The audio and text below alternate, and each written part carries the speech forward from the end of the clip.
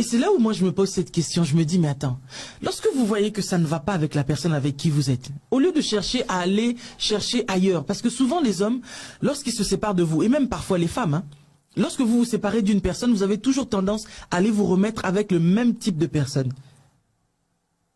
C'est le même format, la même chose, format, ouais. les similitudes. Tu sens toujours qu'il y a quelque chose qui te ramène à l'autre. Pour dire qu'il y a des choses que tu aimais chez l'autre. Même s'il y avait aussi des choses que tu n'aimais pas. Mais ce que moi j'ai envie d'apprendre à quelqu'un aujourd'hui, c'est que nous n'épousons pas des anges. D'accord? On n'épouse pas des anges. Nous sommes des êtres imparfaits. Et c'est ce que nous devons d'abord accepter. Si nous n'acceptons pas que nous sommes des êtres imparfaits, c'est ce qui fera que tu vas changer autant de femmes, tu vas changer autant d'hommes et tu seras toujours éternellement insatisfait. Ce qu'il faut savoir, c'est que on se complète en fait. D'accord? Quand je trouve un homme, l'homme avec qui je vis, il n'est pas parfait. Il a beaucoup de défauts.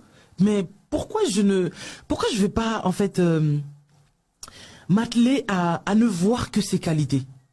Parce que si je reste focus sur ses qualités, je pense que je vais pouvoir couvrir en fait ses défauts. La Bible dit que l'amour couvre une multitude de fautes.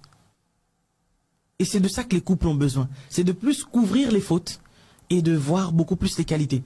Or, les qualités aujourd'hui, les gens, au début de la relation, on en a besoin, mais à la longue, les qualités, on ne les voit plus. On ne commence à voir que les défauts. Et au lieu de se mettre à travailler justement pour camoufler les défauts, je dirais que c'est un peu trop dire. Mais je cherche le terme qu'il faut vraiment pour dire que c'est pas le fait de camoufler, mais c'est plus le fait de... Allez, je le mets entre guillemets. Je sais que moi aussi, je suis pas parfaite. Donc, pourquoi ne voir que la paille qui est dans l'œil de mon mari alors que moi-même j'ai une poutre? Bravo. Travaillons sur nos faiblesses, travaillons sur nos défauts et essayons de nous améliorer aussi. Ce n'est que comme ça qu'on pourra avoir des mariages qui durent. En dehors de ça, on fera des 1 année, 2 ans et puis après on passera au suivant. Et c'est comme si c'est à la chaîne. Tu sais, à l'époque, nos grands-pères, moi mon père encore, quand j'étais enfant, je voyais mon père, il avait toujours ses mouchoirs de poche. Oui.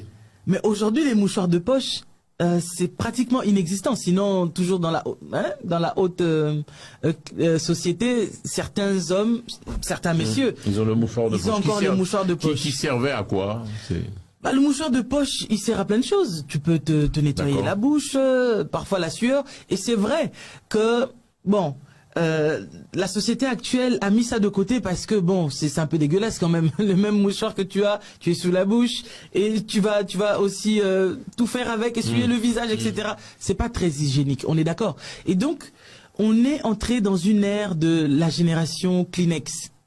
D'accord? C'est-à-dire quand je me mouche, j'ai fini, je jette. C'est vrai. Au suivant. Et c'est comme ça. La vie est constamment. Comme ça. Mais pourtant, le couple n'est pas semblable à un Kleenex. Télé Antilles.